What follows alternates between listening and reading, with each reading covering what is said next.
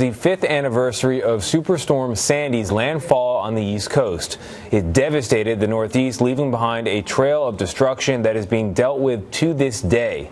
Frank Eltman is the Long Island correspondent for the Associated Press, and his new reporting reveals some startling conclusions about the region's vulnerabilities to similar storms in the future. Frank, a lot of money has been spent to repair the damage brought by Sandy. How much would it cost to prepare for a similar storm in the future? Well, the Sandy cost was $50 billion, and that was 5 years ago, with just considering inflation and the discussions that have been taking place about what it would cost for these recent hurricanes in Texas, Florida, and the Caribbean. You're probably talking hundreds of billions of dollars. But even trillions to prepare. Why would it be so expensive to take action so that cleanup is not so severe? You're ready to rebuff the storm at the onset.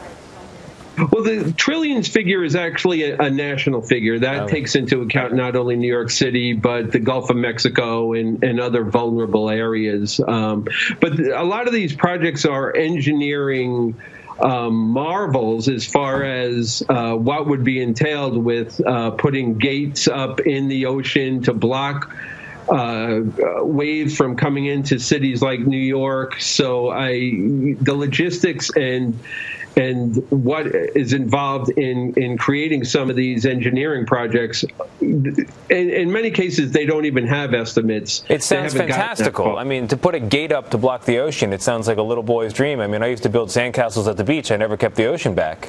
They're on the drawing board in many places around the world, and they're being used in places like Amsterdam and parts of Asia. They actually do have these kind of seawalls. So they're not unprecedented, but they come at a very high cost. We saw a scenario recently in Houston with a once-in-a-500-year flood, they say, coming on the heels of another 1-in-500-year flood and another prior to that.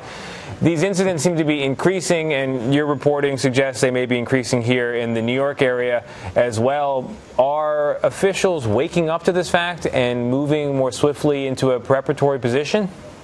There has been quite a bit of work done in the New York metropolitan area in the wake of Sandy. HUD, Housing and Urban Development, in the 5 years since, has commissioned a lot of studies for these ambitious projects to be done. And there's been several thousand homes that have been raised much higher right along the seacoast. There's been infrastructure changes in the New York City subway system. Utilities have hardened their substations, but there's still so much more work that needs to be done. When you file a report on climate change, so much has already been written on it, and the scale of the problem is so vast and the risks so large, it's almost as though the subject beggars the language. You struggle to articulate to people what needs to be done and what is at stake if it is not done. Did you struggle with that as you put this together, particularly for a national service like the AP, which needs to have a certain even tone? I wouldn't say I struggled with it. You know, we relied on people in the field.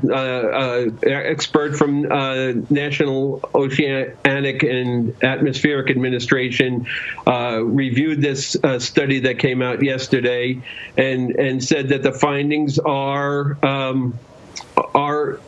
credible.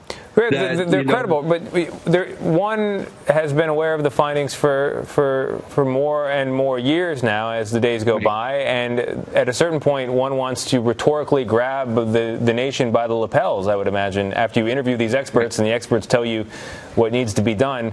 The Trump administration's position, in the reporting you've done, did experts express concern that it would slow down the progress that needs to be made toward prep work? Concern, absolutely concern would be the word. In some of the experts I've spoken with, it's more than concern. It's frustration and exasperation that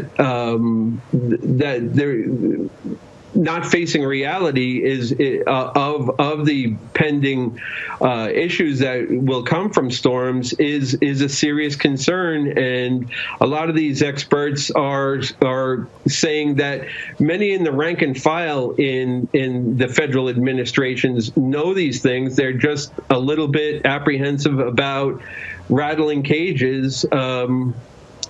Because of the repercussions from higher ups. All right. Well, I appreciate it. Frank Eltman, Long Island correspondent for the Associated Press, and perhaps the guy on the houseboat next to yours in the future if we don't get ready for it. Thank you very much, Frank. All right. Thank you, Tony.